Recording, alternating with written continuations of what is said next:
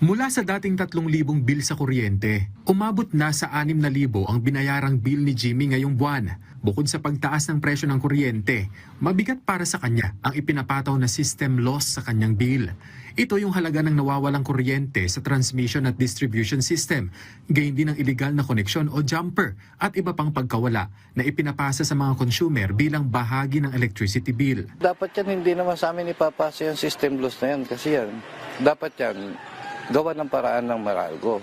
Ang hinaing na yan ng mga ordinaryong consumer, batid ni Pangulong Ferdinand R. Marcos Jr. Kung pagbawas ng presyo ang usapan, sa aking palagay, panahon na para tanggalin na natin ang systems loss na pinapasa sa consumer.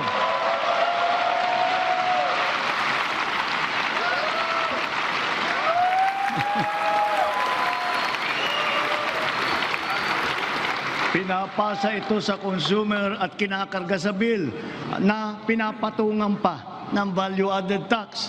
Hindi naman kasalanan ng consumer kung bakit nagkaroon ng systems loss.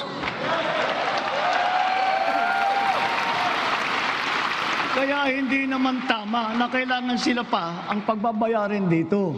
Dahil dito ipinag-utos ng Pangulo ang mabilis na pag-amyenda sa Electric Power Industry Reform Act o EPIRA. Sa ilalim kasi nito, binigyan ng kapangyarihan ng Energy Regulatory Commission o ERC na magtakda ng limitasyon o cap sa system loss na maaaring ikarga ng mga distribution utilities sa mga consumer. Therefore, we, the people, we demand for the immediate amendment of the EPIRA.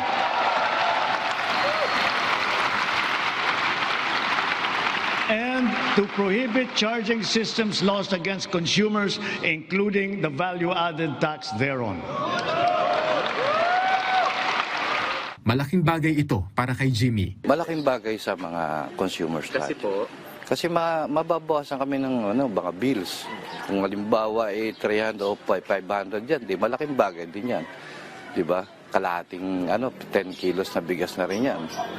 Sa mga tao, lalo mahihirap. Nirerespeto naman ng Meralco ang direktiba ng Pangulo at tiniyak na makikiisa sa mga diskusyon hinggil sa pag-amyenda sa EPIRA. May ginagawa na rin daw sila para maibaba ang kanilang system loss sa itinatakda ng ERC. Pero kailangan din nila itong mapag-aralang mabuti para matiyak na hindi maaapektuhan ang serbisyo ng mga distribution facility sa mga consumer nito. Suportado rin ito ng ERC at handang makipagtulungan sa Kongreso, sa DOE at industry stakeholders para maisulong ang pag-amyenda sa EPIRA. Bukod sa pagbuwag sa system loss, inilatag din ng Pangulo sa kanyang ikalimang sona ang mga hakbang ng pamahalaan para sa matatag na supply ng kuryente sa bansa. Kabilang na ang pagpapadami ng pinagkukunan ng kuryente na nasa 200 proyekto. Sabi niya, 45 sa mga ito ay natapos na. Ang 31 ay matatapos ngayong taon at ang 124 naman ay inaasahang matatapos hanggang sa 2028. Dagdagan niya rito, ang mahigit 1,700 megawatts na hatid ng mga proyekto para sa energy storage systems. Nabanggit din ng punong ehekutibo ang pagpapatuloy ng drilling operation sa Malampaya. Pagbibigay diin niya, ang makukuhang 222 billion cubic feet ng natural gas dito ay kayang mag-supply ng kuryente sa 1.6 million na kabahayan sa susunod na 8 taon. Panahon na rin ayon sa Pangulo na pag-aralan ang nuclear energy production sa bansa. After all, we are already using nuclear energy in the fields of medicine, in agriculture, water filtration, and the upcycling of plastic. We are confident in its capacity to reinforce our energy security and to bring down the cost of electricity in our country. Titiyakin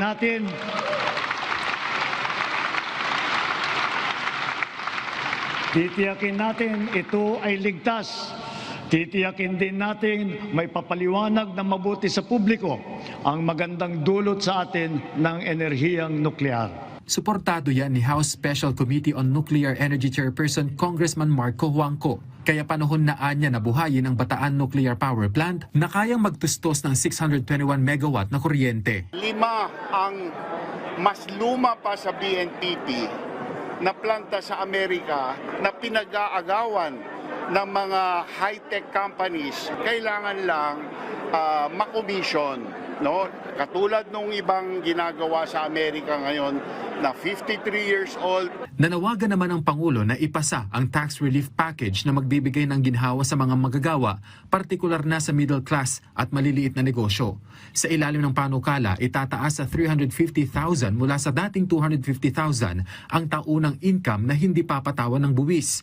Babawasan ang income tax rates ng iba pang taxpayers at aalisin ang minimum corporate income tax ng mga MSME. Para mapanatag ang loob ng taong bayan ang pagbigay ng amnesty para sa mga hindi nabayarang buwis tulad ng income tax, estate at donors tax at value-added tax.